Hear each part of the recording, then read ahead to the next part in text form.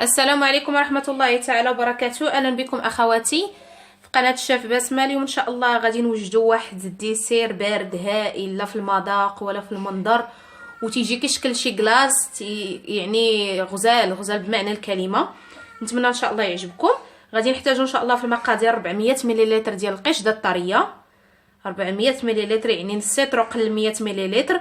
وغادي نحتاجوا 200 ملل ديال الحليب، يعني حليب عادي. غادي ان شاء الله هاد 200 ملل تاع الحليب غادي نضيفوه على هاد القشده، وغادي نطربو مزيان، نحركوه مزيان باش ينسجم لينا، باش ملي نبغيو نقسموه يجينا ساهل.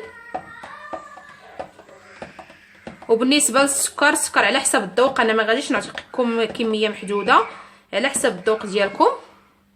وبالنسبه للديسير اللي غادي نحتاجو ان شاء الله، غادي نحتاجو هنايا 3 حبات ديال الكيوي، يعني ما يعادل 150 غرام اللي درت، و150 غرام ديال الفريز، وهنايا 150 غرام ديال البنان قبل ما نجمدو حيدو من القشره ودهنتو بالليمون، يعني الحامض دهنتو به ودرتو في الكونجيلاتور. هادشي راه كله جامد، هادشي راه جامد. خاصو هاد الديسير الا بغينا يجينا مزيان خاص الفواكه ضروري تكون جامده.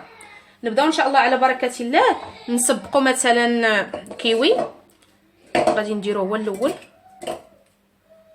راه هذا تيجي بارد، تحليه بارده.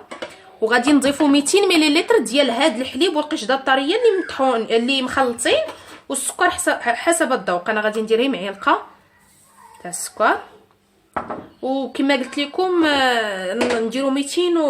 نديروا 200 ملل ديال الحليب اللي مخلط مع القشده الطريه.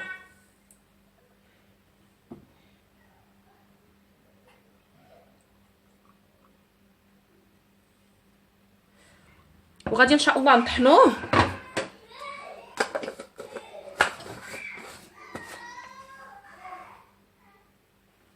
من بعد ما طحنا هذا الكيوي مع سميتو، غادي نهزو، راه تيجي كيشكل لاموغس، غادي نديرو ان شاء الله بحال هكا.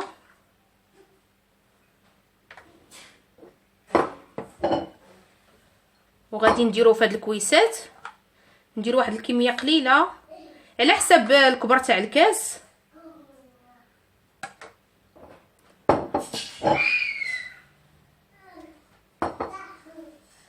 وغادي نستمروا حتى نكملوا كاع الخليط اللي عندنا، ونديروا بنفس الطريقه البنان. من بعد ما طحنا البنان بنفس الطريقه، غادي ان شاء الله نديروا، راه تيجي كيشكل شي لاموغس، تيجي عاقد. غادي نحاولوا نديروا واحد الطبقه من الفوق بالطريقه في الكؤوس كاملين. انا هاد الكؤوس شويه راه ما تيهزوش.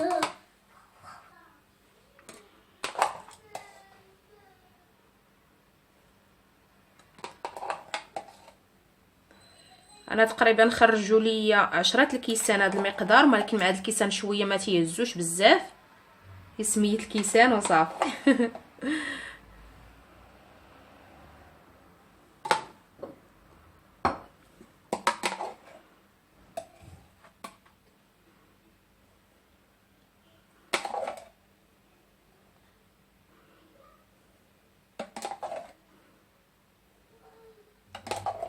ومن الاحسن باش ما تجنبوا يجيكم باش يجيكم شويه عاقد وما ديروا قد الفروت، قد الديسير، قد القشده الطريه والحليب، قد الديسير. والديسير من الاحسن يكون جامد، راه لما كان جامد ما تيجيش بهذه الطريقه.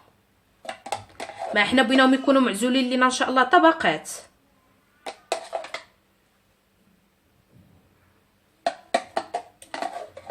غادي نستمروا تنعمروا كاع الكيسان الاخرين، ونطحنوا ان شاء الله الفريز بنفس الطريقه ونتلاقاو. بعد ما طحنا الفريز غادي ندير واحد الطبقه اخرى تاهي من الفوق.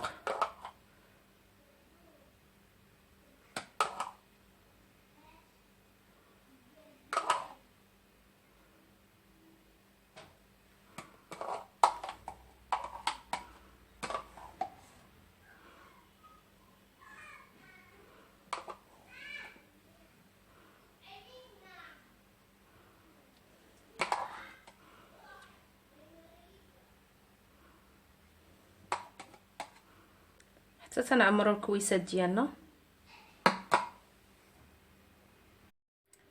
السلام عليكم ورحمه الله تعالى وبركاته. هذا هو الشكل ديال الديسير ديالنا بعد ما كملناه وزيناه. تزين على حساب الرغبه انت واللي بغيتي، ممكن تزينيه بالديسير من الفوق يعني ماشي مشكل.